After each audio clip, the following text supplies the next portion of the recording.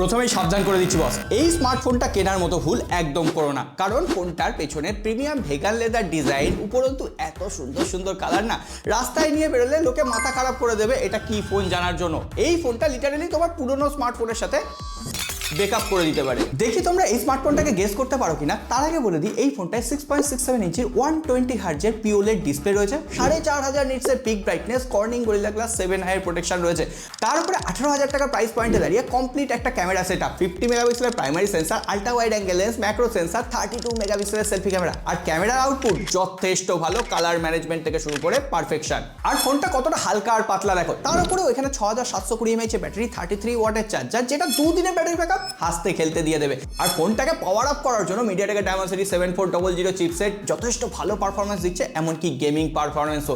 সাথে সাথে এটা যথেষ্ট ডিউরেবল একটা স্মার্টফোন, IP68 69 রেটিং তো রয়েছেই, এমনকি ফ্রিতে মিলিটারি গ্রেড সার্টিফিকেশন, অর্থাৎ গার্লফ্রেন্ড ছুড়ে মারলে ফোনটা প্রোটেক্ট থাকবে। এই সব কিছু দিয়ে এটা হচ্ছে মোটো G86 পাওয়ার।